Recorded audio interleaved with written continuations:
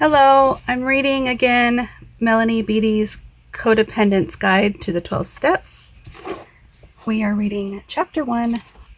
This is the next part. These parts are not numbered. I've just numbered them for myself. This is the last part. Now, this part is called the Detachment Step. All right, let's go ahead and start reading.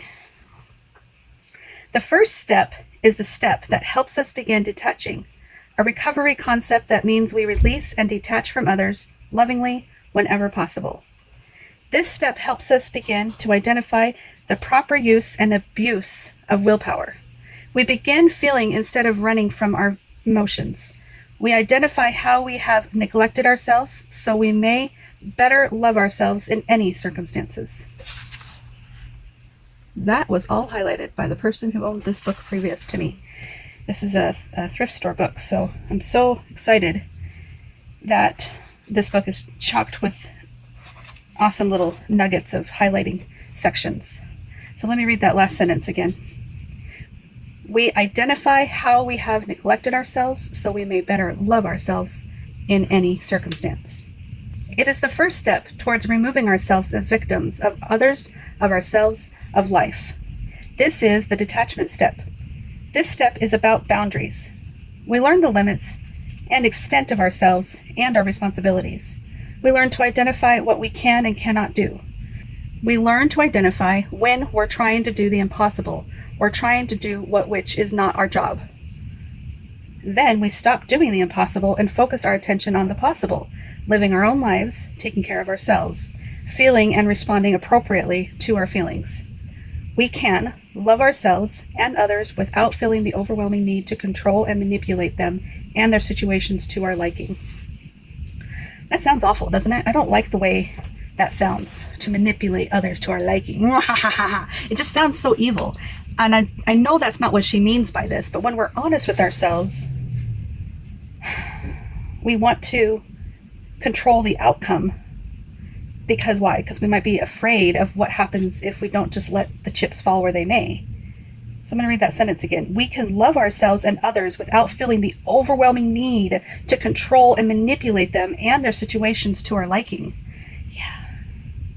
I wish that she would be a little bit more compassionate in how she describes codependency. That's one thing I do wish she would be a little bit more compassionate and understanding with where we're coming from. Often, this step puts us in touch with our feelings of fear, hurt, or shame. It puts us in touch with grief. At first, this step can feel dark and frightening. It doesn't have to, not for long. It renders the powerlessness over what we cannot control, so we can become empowered. Once we accept whatever loss or area of powerlessness we're facing, we're free to feel and deal with our feelings, then move forward with life. We'll take this step when we're ready. When we're worn out, when we've exerted all our attempts to manage and control, when we're tired of feeling crazy and fighting battles we cannot win, we'll surrender. When it's time, this step will find us and do its work. Let it bring us home. Let it take the burden of controlling and feeling so responsible for others off our backs. Let the peace, relief, and comfort of this step sink in. Detach. Detach from fear. Detach from the need to control. Focus on ourselves and let ourselves be. Stop trying so hard and doing so much when doing so much doesn't work. Love and accept ourselves as is, no matter what our present circumstances. The answer will come, the solution will come, but not from trying so hard. The answer will come from detachment.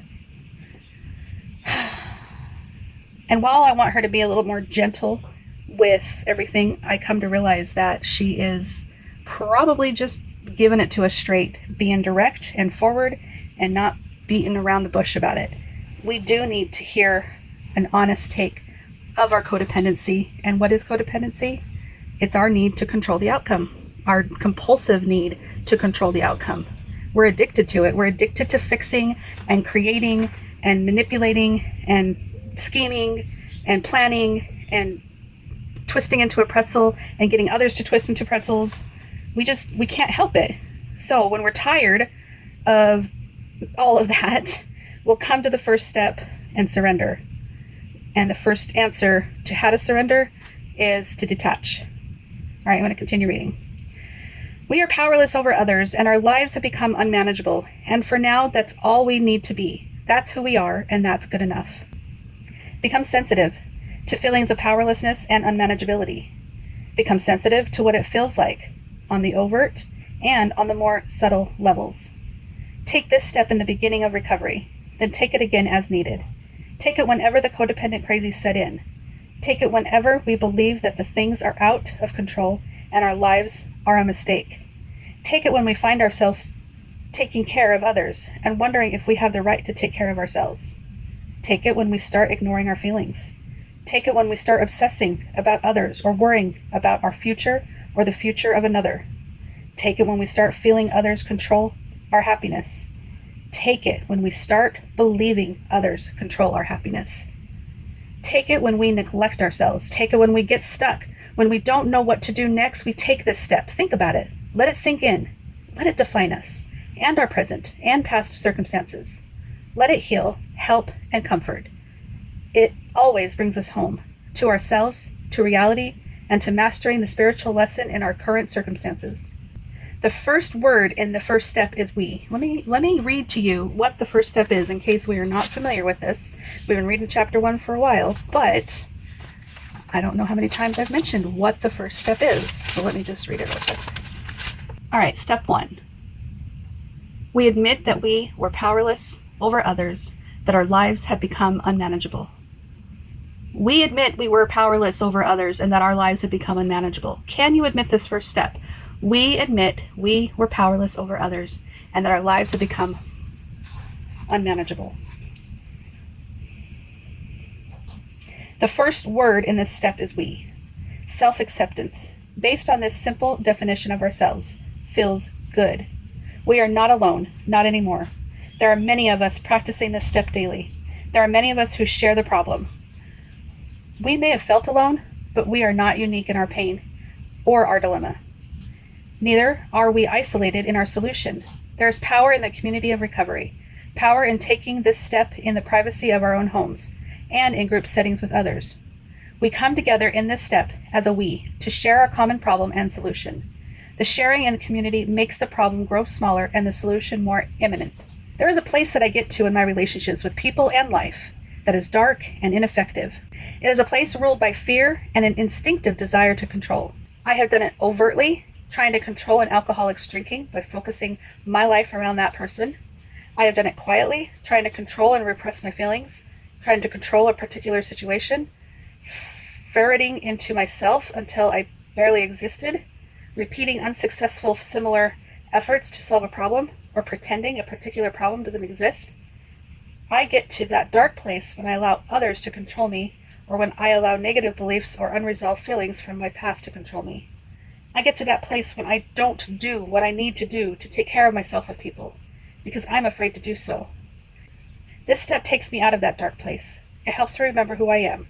I can't control others, and I get crazy when I try to. I don't have to take care of them. I don't have to control life or situations for life to work. It is safe now to trust. It is safe now to detach. I can accept myself, my problems, my current situation, and all of my unmanageability. I can detach, because holding on so tightly doesn't work. I can relax and just be me. And I can love, accept, and take care of myself. The first time I took this step on my codependency issues, when it really sank down from my head to my soul, it brought freedom and the gift of detachment.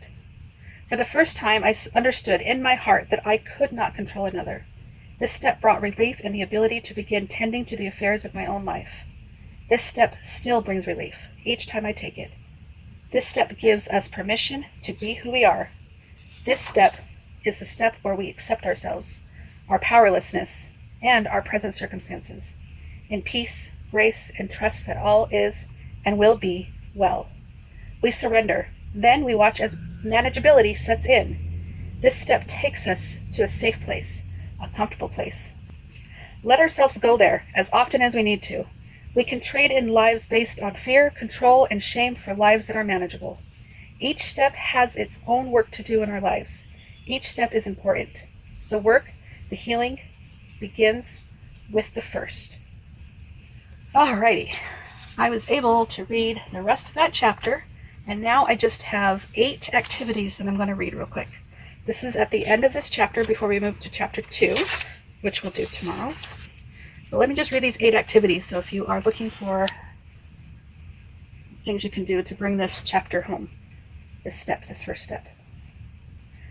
Activity number 1. Have you been trying to exert power or influence where you may, in reality, have none? Have you been trying to control someone or something, trying harder and harder with less and less beneficial results? All right, here's number 2. Who or what in your life is making you feel crazy and causing you stress? Whom do you feel victimized by?